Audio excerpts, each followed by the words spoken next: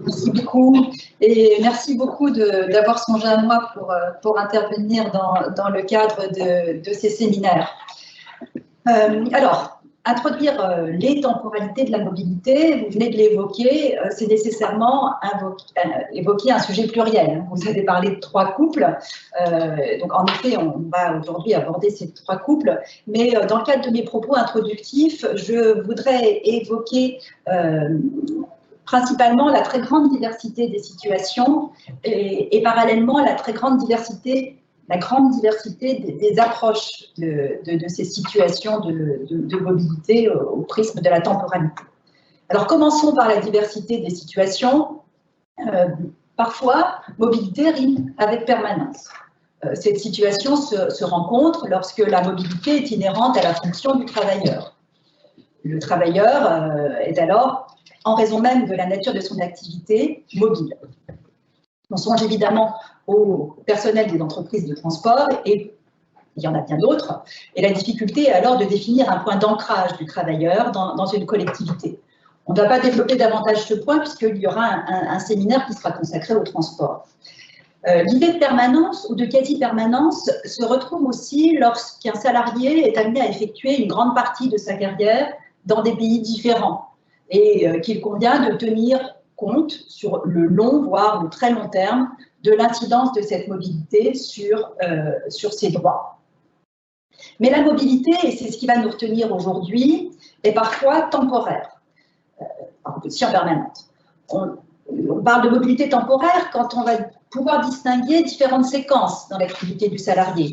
Pour une unité de temps correspond un lieu d'activité. Pour une autre unité de temps correspond un autre lieu d'activité. Mais même dans ce contexte de la mobilité temporaire, il est difficile de traiter le sujet de manière univoque. La mobilité sur le long terme, toujours temporaire, plusieurs années, ne peut pas être appréhendée de la même façon que la mobilité sur le court ou sur le moyen terme, sur quelques semaines, quelques mois, et à moyen terme sur un an. On peine à trouver les notions adéquates. À partir de quel moment convient-il de parler d'expatriation? Quels sont les contours précis de détachement? N'importe quel enseignant de droit social, à un moment, s'est interrogé sur ces questions sans trouver véritablement de réponse. Parallèlement, comment appréhender ce qui se développe sous le nom de contrat rotationnel? Si on prend un peu de hauteur, doit-on accepter que les difficultés de qualification auxquelles on se heurte fasse le lit de la pluriactivité qui donne sans doute trop de place à l'autonomie de la volonté dans un domaine où il faudrait que les règles soient impératives. Mieux cerner les différentes temporalités, mieux cerner l'instrumentalisation susceptible d'être faite de ces temporalités poursuit un objectif. Éviter que le recours à la mobilité serve à occuper des activités fixes par rapport à mobile dans notre contexte. J'ai parlé de la mobilité permanente, de la mobilité sur le long terme, de la mobilité sur le moyen terme. Il y a une mobilité qu'il faut encore évoquer, c'est la mobilité sur le très très court terme, à une échéance de temps très brève. Une activité est exercée dans un cadre stable, mais elle nécessite des déplacements très brefs à l'étranger.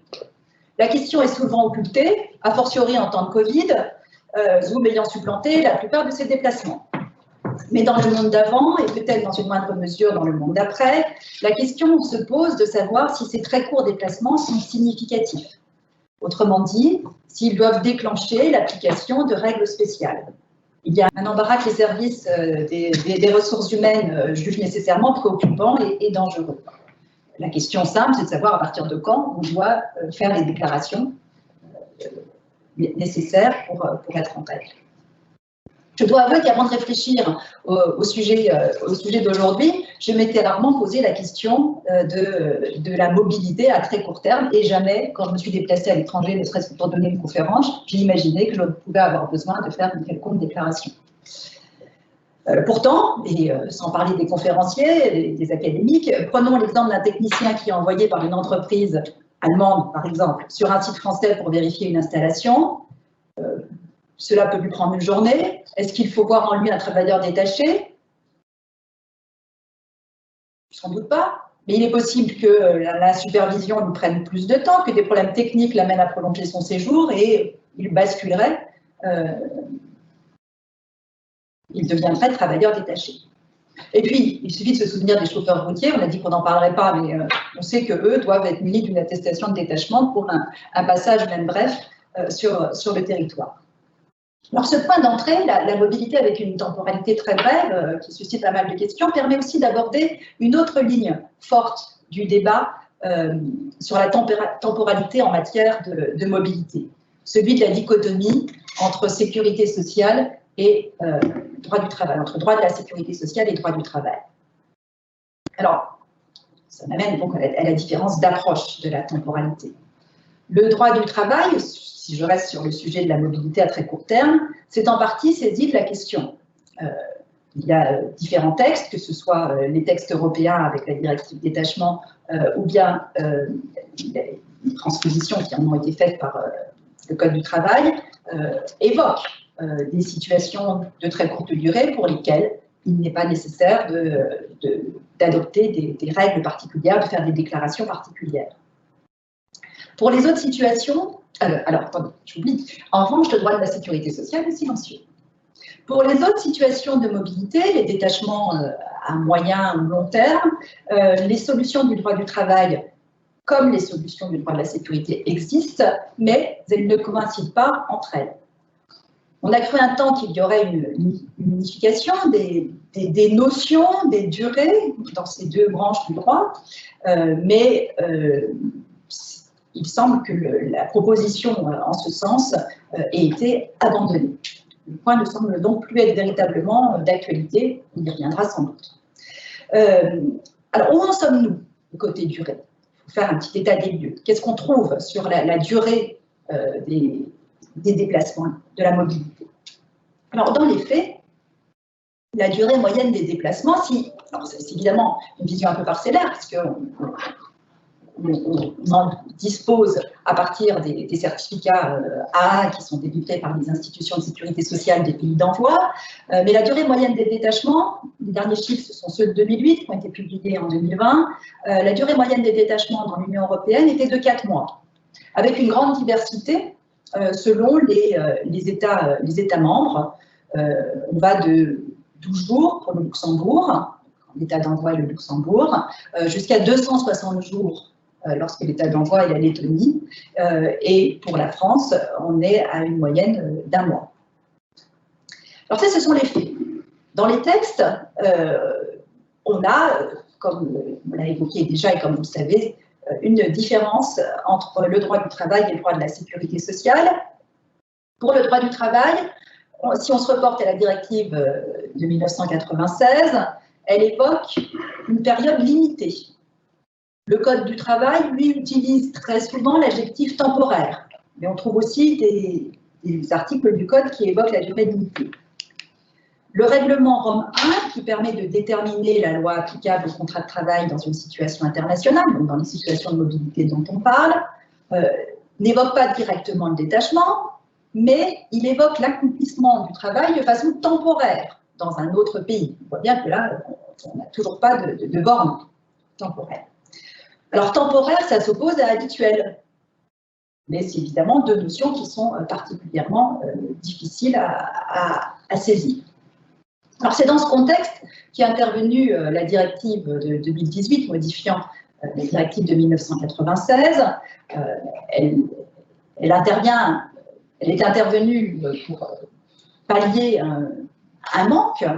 On a ressenti un besoin d'encadrement, ne serait-ce que pour permettre le contrôle de cette nature temporaire du détachement. Il fallait trouver le moyen de vérifier qu'au bout d'un certain temps, les travailleurs détachés retournaient dans l'État membre à partir duquel ils avaient été détachés, et pour pouvoir contrôler, il fallait savoir à partir de quand ils étaient censés rentrer.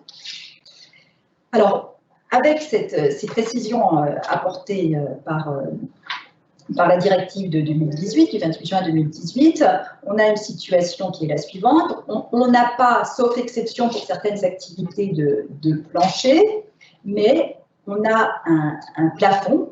Alors, le plafond, c'est 1 an, On retrouve aussi bien dans le texte de la directive que dans la loi de transposition, avec tout de même une exception. Il faudra voir comment cette exception va être appliquée. On peut rajouter 6 mois à cette première période de 12 mois, à condition d'en faire une demande circonstanciée, et le texte du Code du travail précise que c'est lorsque l'exécution de la prestation le justifie. Donc on a ce plafond d'1 an susceptible de se transformer en plafond de 18 mois dans certaines circonstances. Et là, on aura sans doute affaire à une importante casuistique. Du côté du droit de la sécurité sociale, le délai est de 2 ans. Ça n'a pas bougé, même s'il était question de le faire évoluer. On verra quels sont finalement les textes qui seront adoptés dans quelques années. On attend toujours la réforme des règlements de coordination de sécurité sociale, mais pour l'instant, la règle est de 2 ans et il semblerait qu'elle le reste. Enfin, ça, ce sera l'objet sans doute de discussion aujourd'hui. Et puis, je rappelle qu'il n'y a pas de plancher en matière de sécurité sociale. On a ce plafond de 2 ans, mais pas de plancher. Alors, cet état des lieux amène à se poser différentes questions. Je ne peux pas évidemment toutes les évoquer, mais l'une d'entre elles, c'est celle de savoir si la dichotomie entre droit du travail et droit de la sécurité sociale suscite une gêne, est gênante. Les avis sont parfois partagés sur ce point. L'autre question qu'il convient d'évoquer, c'est celle de savoir si, pour éviter les contraintes liées à ces plafonds, on n'a pas eu tendance à développer la pluriactivité. Ça aussi, ça va être un sujet à développer ce matin.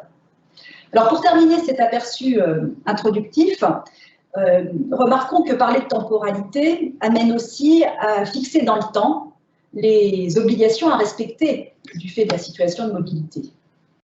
Quelles sont les obligations avant le déplacement? Quelles sont les obligations pendant le déplacement?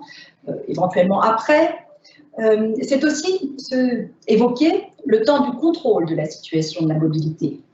Le temps de l'inspection, le temps de la coopération des différentes autorités qui interviennent.